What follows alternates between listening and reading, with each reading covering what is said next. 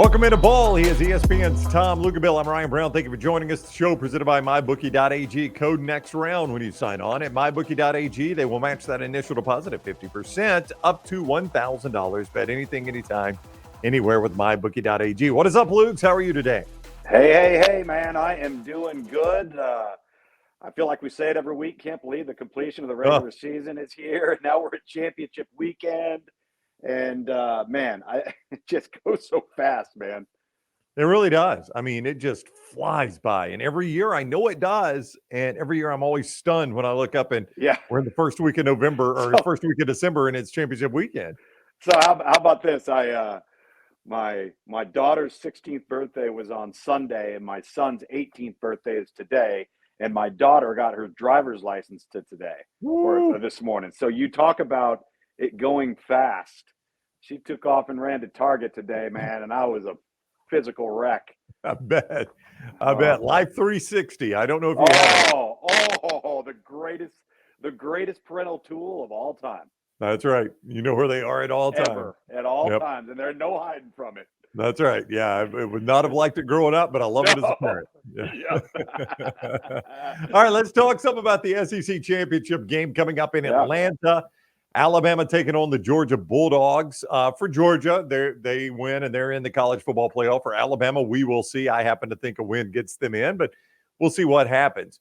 I want to kind of walk through this on both sides of the ball. So let's start with Alabama having the football with Georgia on defense. We'll start with the Georgia defense, Luke. This is a team that they have not been that dominant defense that takes away the run from you the way they have in the past. They're fourth in the SEC against the run, giving up about 118 a game. They've allowed 12 rushing touchdowns. I can't remember if it was last year or the year before. It's like they didn't give up a rushing touchdown to November or something like that. Yeah. This has not been that shutdown rush defense that Georgia has had in years past. Well, it hasn't. And if you take a look at who they have played for the most part to this point, they haven't had to take on an overly dynamic runner at quarterback. Now, you can make an argument that Joe Milton can run, and Joe Milton could take off and create a play here or there.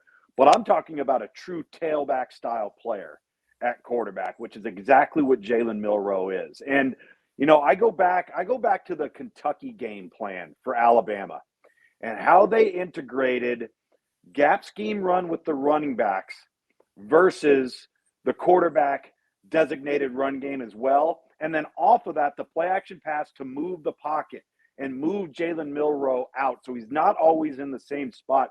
I thought it was a really, really good game plan. I think it's also one that could be utilized here. I go back to last week for looking at this from Alabama offensively and Georgia defensively. We've criticized Alabama up front. I do think they've improved. I think they've gotten a lot better. They've gotten more consistent. Some of that in the passing game is because Jalen Milroe has gotten better. But I feel that way in the run game too. The question is, could they just line up in a phone booth, run inside and outside zone, and win at the line of scrimmage versus Georgia? I think that's a 50-50 toss-up. So, again, some of the gap scheme stuff where you're blocking down, you're pulling out, you're creating creases, you're trying to leverage the ball in the run game. If you don't feel confident that you could just line up in an alley and go right at Georgia. But, again, I think the X factor here, and as good as Carson Beck has played, one team has to play a dynamic player with his feet and the other team doesn't. So on the Alabama offensive side, and this is not a reaction to the Alabama win at the Iron Bowl and the final offensive play for Alabama. Yeah. I've been saying this for a little while. Isaiah Bond has turned into a really good receiver. I mean, I think at the start of the year, it was almost like he was the burner that could get behind the defense and take advantage of a busted coverage. But he's a good every down receiver now for Alabama. He is. And, you know, it's interesting, too, because really now, unlike years past, most of the targets on that team at wideout are short. Yeah. Like they're under 5'11", they're under 5'10". So to design that play with him being the outside target versus Auburn and not have like a 2 to 3 to 4 inch, height advantage, it just tells you how much confidence they have in him to go up and elevate and position himself and get the ball. But I agree with you. I think he's much better when the ball is in the air than he probably gets credit for. Now, when I say when the ball's in the air, not when he's tracking the over-the-shoulder ball and he's running underneath it. I'm talking about when he's got to turn up and square to the football, which means he might have to contort his body. He might have to elevate. On that particular play, he had to do both. And oftentimes, some of the things, like I know in player evaluation, things we get worried about at the high school level or college going to the NFL is when you're 5'10" or shorter, what value do you provide in the red area? When the field shrinks and the windows get smaller, like how prominent are you? And I think that's where he's probably stood out and grown the most. Yeah, and you kind of touched on this, and we're going to talk mobile quarterback specifically in a moment. But you kind of touched on this, that probably the biggest improvement in Alabama's offense was Jalen Milroe becoming more of a willing runner. He seemed hesitant to run at times this year, and as he's become more of a willing runner, it has opened up everything. It's not just that Alabama's getting yards running; it's made the passing game better. It's made the offensive line better. It's helped Jace McClellan and Roydell Williams. Sure. The running backs, I mean, just being a willing runner for Jalen Milroe has changed that offense. The timing of the willingness, too, because, the stubbornness. And I understand, listen, I get it. If I was Jalen Milroe, there would be a part of me, too, that's wanting to just prove to everybody, hey, listen, I can throw the football. I can make these plays. I can make the short to intermediate throw. I'm not just the vertical deep ball thrower. So what you get it ingrained in your head that I've got to prove that, right? And then I thought Tommy Rees, Nick Saban, and the young man himself did a great job of just finally getting to the point where if we call a pass and the 5-yard hitch is there, take it. All right. And if you don't like it, don't force yourself into moving from here to here to here. If you feel like you've got something, go. Yeah. Let the instincts take over. And nobody's going to judge you negatively for that. Nobody's going to sit there and say, oh, well, this guy can only do this and he can only do this. Actually, the way you're going to be judged is if the chains move. And oftentimes when he's taking off with his legs, not only are the chains moving, but they're doing it in exciting fashion, which gets what? The stadium and the crowd going nuts. So trust me, nobody's criticizing you, Jalen. When you let your instincts and your natural ability do what they do best, and the timing in your head in the passing game, when those opportunities present themselves and you let that ball go, then good things are going to happen. And I just think it just puts so much pressure on you it forced Auburn. Auburn's been criticized widely by this. It forced Auburn to have a 2-man rush and a late third spy over the center on 4th and 31. Yeah. That's how concerned they were. He would have had to have run for a touchdown to convert that. Right? 31 yards against 8 defenders in the secondary. Yeah. But that's how concerned they were. Yeah. That's how concerned they were with it. So it is serious on the back end when you have to face a quarterback like that. He is ESPN's Tom Luginbill. This is Ball. It is presented each week by MyBookie.ag. Code next round when you sign on to MyBookie.ag. And they will match that initial deposit at 50% up to $1,000 when you use code next round. Bet anything, anytime, anywhere. MyBookie.ag, code next round. Also, Manscaped.com. I have in my hands here the Handyman. It is that compact razor. You can take it anywhere you go. Works great at home as well. Great shave, easy to travel with. They got that and a lot of other great products at Manscaped.com. The Beard Hedger, which takes care of all the beard, and it's got the dial guard on it, so the guard doesn't pop off at an inopportune time and gap up that beard. They got the lawnmower, takes care of the body and the undercarriage as well. The Weed Whacker takes care of the nose hair and the ear hair. They got great boxer shorts, great male body products, all right there at Manscaped.com. And because you are watching Ball, you can use my last name, Brown20, BROWN, like the color, Brown20, and save 20% off your initial order at Manscaped.com, code Brown20. Great Christmas gift idea if you want to drop the hint or get it for that person in your life. All right, let's talk about mobile quarterbacks because these coaches are connected for a very long time. And it is the one thing an elite mobile quarterback has been the kryptonite for a Nick Saban defense. And a lot of times that was when Kirby Smart was the defensive coordinator. Sure enough, it has followed Kirby to Athens as well. What is it about the athletic quarterback, the mobile quarterback that really bothers that defense? So with the caliber of players that Alabama's had and when Kirby Smart was at Alabama and the caliber of player that Georgia has now that Kirby Smart's headlined that program, they've become accustomed to being able to control the box basically with a 4-man front or a 5 or 6-man box max because they've been so talented and so dominant that they don't have to walk an extra safety down or they don't have to play with a heavy package on defense and have an extra big-bodied linebacker in the box because they can handle the front. But the moment you add that extra number, that number gives you blocking advantages. And it doesn't necessarily mean that it's going to negate the talent advantage that Georgia or Alabama has on defense. But what it does do is it negates the numbers you have to actually account for the ball carrier, right? So you've got enough to account for the blockers, the 5 offensive line, probably an H-back, but who's going to tackle the quarterback? And how do you account for that? Well, what do you have to do now? Now you have to move one of those safeties, likely down inside of the box. And so now you don't have 2 safeties back anymore. You're one-on-one out on the corner, and you have a single high safety, which is always going to be an indicator to the quarterback that you're in one of 2 things. You're either in cover 3 or you're going to be in cover 1, some form of man or zone defense.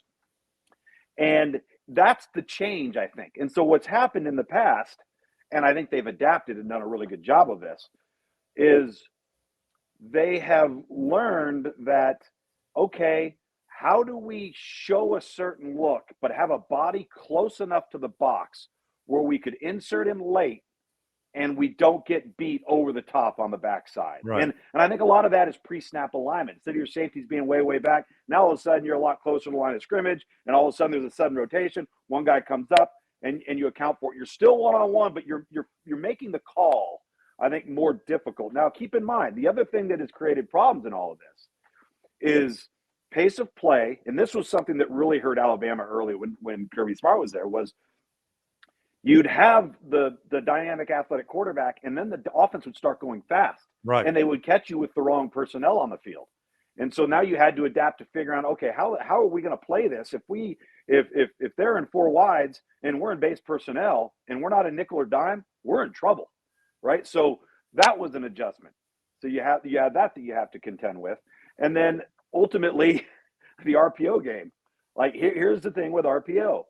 RPO, the run pass option, is if you're on offense, you want them to be in zone because you want to force a defender to be wrong. Well, the only way to really truly neutralize and get rid of the RPO is to play man-to-man. Well, very few teams in college football have the personnel to line up on every snap and just play man-to-man. Now, could Alabama probably get away with it? Yeah. Could Georgia get away with it? Yeah. Michigan, maybe a couple other teams could get away with it, but they don't want to live and die with it. Yeah. Right. So that's created. It's been a slew of things, and I know that we're talking about Alabama and Georgia here as it relates to Kirby Smart and Nick Saban, but it's not exclusive to them. Imagine being a defensive coordinator on a team that doesn't have that personnel, and now you got to defend all of that stuff, and they're better than you are. That's what's really causing problems for me. And when you play these 2 defenses, it seems like when you catch them in man, now all of a sudden my defenders have my back to the quarterback. Yep. And if he pulls it down and runs, there's nobody there. There's nobody home. If he can break that first wave, he's got some running room. So yes. that seems like I've seen Nick Saban and Kirby Smart get burned at that so often is just if that quarterback can see them in man. Yeah. Look at Jaden Daniels the last 2 years. It's the exact same thing. And then what you try to do if you're going to try to pressure them is you want to try and zone pressure them. So you're creating some pressure and some numbers advantages, but your zone is allowing you to drop out of there with whoever you choose to drop out of there, but he's facing the quarterback. Right. And so then again, so now we're on to another conversation. It puts you in a bind sometimes when you want to just line up and have a normal pressure package, and you're like, well, we can't because if we play man behind it and the guy sees the front door open and he takes off, we're done. Yeah. I mean, that's the thing, man. I don't know why anybody in their right mind would coach defense in college football. Ever. Yeah. Ever. And you can tell Kirby Smart's respect for him. He said yesterday, somebody asked him if it was like Tim Tebow, and he's like, with all due respect to Tim Tebow, basically he said Tebow ran like a fullback. This guy runs like a fast tailback. Yeah. And he said I would compare him more to a bigger Lamar Jackson. And that was the comparison that Kirby Smart made. Yeah, built like Jalen Hurts, the twitchiness and suddenness of Lamar Jackson. And then I think the other part of it is the sheer strength. It's hard to bring him down. Like you better get the opposite color jersey around him a lot. Well, that was like on the 4th down run, the 3rd down run that he made late in the game against Auburn. I mean, Nehemiah Pritchett stoned him, but then Pritchett left the game. I mean, it was like it hurt. I mean, it was like they both hit and then they both dropped. Yeah. And Hurts was fine, and Pritchett had to leave the game. And you're like, dang, man, that is a big quarterback that gets a hit like that. And he's just, all right, I'm back to the huddle. And meanwhile, the defender's laying on the ground. It is, man, that kid, he is a load. There is no doubt about it. He is an absolute load. All right, this is Tom Luginbill. It is ball, and he is with ESPN. The show presented by MyBookie.ag. Code next round when you sign in. You make that initial deposit, they'll give you a 50% deposit match up to $1,000 with code next round at MyBookie.ag. That is MyBookie.ag, code next round. Also, apparel on the show presented by Roback.com. Roback has those great soft hoodies, the quarter zips, golf shirts, the pants, crew necks. It is great gift giving ideas there at Roback. Go to Roback.com. Use code TNR20. That is TNR20. Save 20% off your initial order at Roback.com, code TNR20. All right, let's flip it with the Georgia offense against the Alabama defense. This Georgia offense, it's one of those that might change coordinators, but never really changes approaches. The approach, much like when it was Nick Saban changing coordinators, Kirby has been the same way. You're going to come in and you may call plays differently, but you're going to use my style. And it feels like Mike Bobo has done that. Well, it's interesting. I mean, you think about the criticism that Mike Bobo has received really ever since the latter part of his tenure at Georgia the first time. And you look at the criticism he received as the head coach at Colorado State and a few stops as an assistant and a coordinator. Well, what's the common denominator between all those stops and the place he's at now? One place has players and the other places didn't have players. So, like, Mike Bobo's not dumb. Mike Bobo's been around a long time, and Mike Bobo knows he's a much better football coach when they've got really good players. But I'll give him a lot of credit in this regard. I think outside of Jalen Milroe, one of the most developed, matured, productive quarterbacks in all of college football this year has to be Carson Beck. Yeah. And, it's further evidence that when a quarterback who commits and signs with the school and knows what's in front of him, but understands the bigger picture and the maturity and the growth and being within the scheme and within the program, and now all of a sudden you're 20 years old, close to 21 years old, and you get your opportunity to play, that's an entirely different player than a guy who's 18 or 19. Yeah. And we see so many of these players, and I want to give Carson Beck a lot of credit here. We see so many of these players that, well, if they don't get on the field right away, they're gone. They're going somewhere else. He hung in there. He battled. He had to beat out 3 other guys to win the job. You could say that early on in the season, they were in there, ho-hum, just okay, kind of chugging along. There was the criticism. And now, really from the second half of the Auburn game and the beginning of the Kentucky game, he took off. And outside of maybe Brady Cook at Missouri right now, they're as dangerous a passing game as just about anybody in the SEC. Outside of, LSU obviously on offense has been phenomenal. But for a guy that's not a mobile athlete, just pure throwing the football, he's really, really efficient. And they've done a lot of this. We have not seen McConkey and Brock Bowers on the field at the same time an awful lot this year. And I don't know that we will Saturday. McConkey has been banged up all year. Yeah. Bowers has been in and out. He did not play against Georgia Tech. I'm pretty sure that was to rest him for Alabama, though Kirby Smart would never admit that. But when you see McConkey and Bowers on the field at the same time, it is a different offense. And Bobo has done that without 2 of his better weapons playing at the same time most of the year. Yeah, and Ra Thomas and Marcus Roseby, Jack Saint, when they've had their opportunities, because Bowers and Ladd McConkey were both out for a while, there was some overlap there. Those guys rose to the occasion. And I think, actually, to be honest with you, having Brock Bowers be out of the mix may have helped Carson Beck have to really trust in other areas of the offense, not have that security blanket. Because I think I said this to you after the Auburn game, is like, the problem with Brock Bowers is when he's covered, he's not covered. So it can get you locked in because you're like, I know if I give him a shot, he's going to make a play. And the next thing you know, you're late on a throw because you're waiting on him. Safety comes over the top and boom, you make a bad decision. Whereas if he's not in the ball game, you got to get from A to B to C to D, and you don't have that dependency. So it probably made Carson Beck a little bit of a better player, not having him or McConkey on the field and forcing him to have to trust in personnel and other guys that maybe hadn't quite materialized to the level of McConkey and Bowers. On the Alabama defensive side, they had trouble getting Auburn off the field. They really struggled with the quarterback run. Peyton Thorne had some success with the quarterback run there. Now, Peyton Thorne also did not throw for 100 yards. So Alabama did make Auburn one-dimensional, but it was a dimension that almost won the game. Yeah.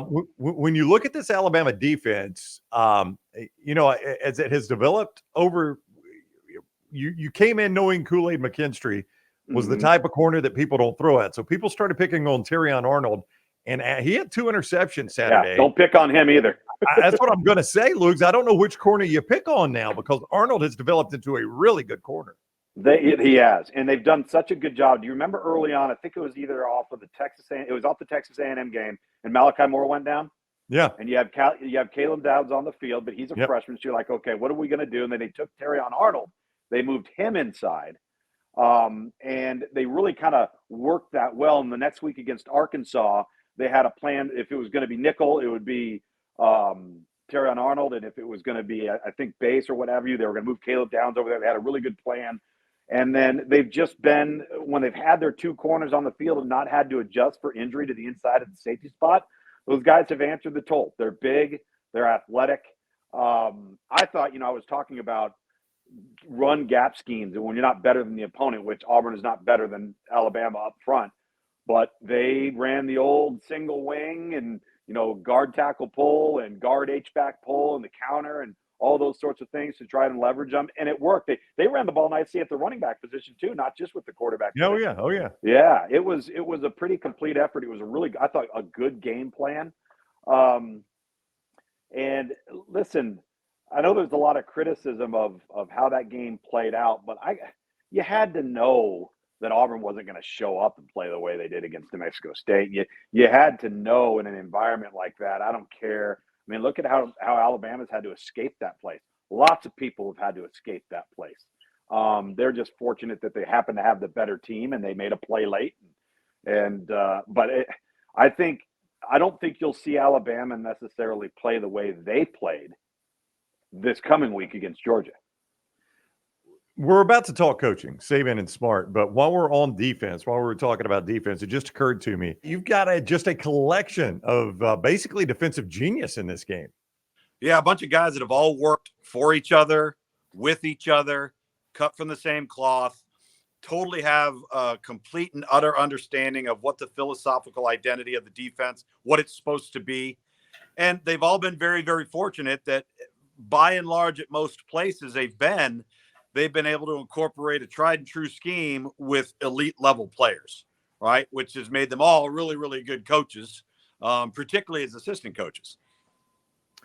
He is ESPN's Tom Luginbill. This is Ball. It is presented each week by MyBookie.ag. Code next round when you sign on at MyBookie.ag. Get that sign-on bonus match 50% up to $1,000. You make your initial deposit, they match it 50% up to $1,000. Bet anything, anytime, anywhere. MyBookie.ag, code next round. MyBookie.ag, code next round. Also, Lance'sLock.com. Coming off a huge football weekend, he made a guarantee, money back guarantee. You didn't have to ask for your money back because Lance won, just like we knew he would. Oh, boy. Lance'sLock.com. Daily packages, weekly, monthly, season-long, NFL, college football, college hoops, NBA, all up right now. Lance'sLock.com. All right, let's wrap up talking about these 2 coaches. Kirby Smart and Nick Saban have been together so long. I'm curious, if there were to be a way to strip logos and colors of jerseys off, if you were watching Kirby Smart film, Nick Saban film from these teams, could you tell a difference, do you think, just not knowing who the team was, just trying to judge, all right, that's a Kirby Smart team, that's a Nick Saban team? Did they look that close? Yeah, I think they look that close. There's no question about it. And one of the reasons why is there's we call them critical factors. There's a very distinct necessity of a set of critical factors of what you want out of each position, okay, in terms of height, weight, speed, hand size, arm length, and where those positions have to have those certain sets of critical factors. So what you would first notice, you did that, you'd notice the body type at certain positions. You would notice, have you noticed there's always a Dante Hightower looking guy, right? So that guy has to have that type of build because of the role he is in. Generally, you're going to have your bigger, thicker, more physical boundary side corner in the short area of the field, right? That's Terrion Arnold. You have On the other side, you'd have Kool-Aid, right? So he's going to be more of your field guy. So I think you would be able to notice it. You would notice really, really big-bodied guys on the inside, on the interior, because oftentimes in this scheme, it can be very linebacker-driven, linebacker-heavy. What I mean by that, linebackers that are true linebackers that can be used as pass rushers, but on rundown, they may not come out of the game. So you got to have those bodies in front of them that allow for them to flow to the ball. But I think that's where it would stand out. Scheme-wise, yeah, you'd have, Rip Liz and all of the stuff you've heard about and that they do on the back end and pattern matching and all those sorts of things, scheme-wise, would be very similar. But I think it would be the body types that would look most similar. Yeah, I mean, because, for every Jonathan Allen at Alabama, there's a Jalen Carter at Georgia. For every Nolan Smith at Georgia, there's a Will Anderson at Alabama. I mean, a lot of those guys look a lot alike, don't they?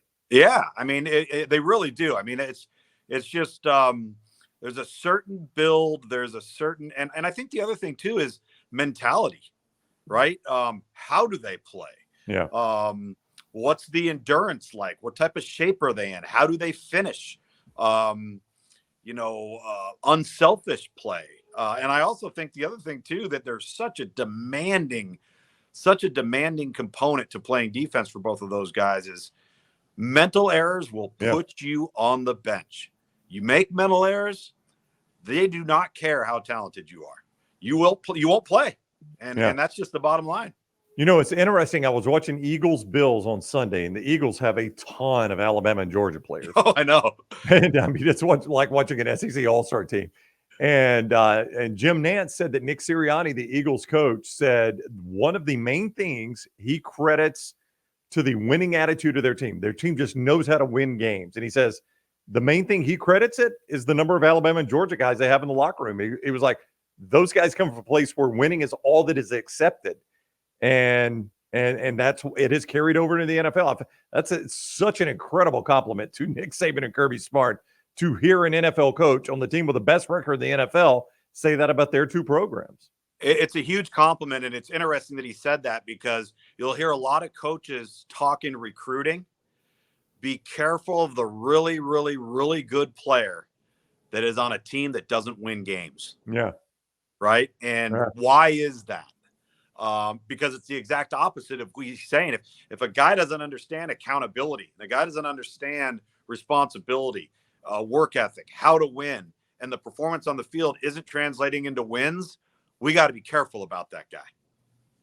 He is ESPN's Tom Luginbill. This is Ball. It is presented each week by MyBookie.ag. Code next round when you sign on at MyBookie.ag. They will match your initial deposit 50% up to $1,000. MyBookie.ag. Bet anything, anytime, anywhere at MyBookie.ag. Great preview of the SEC Championship game, Luke. Thank you for the time. We'll see you next week. You bet. Looking forward to it, man. Have a great week.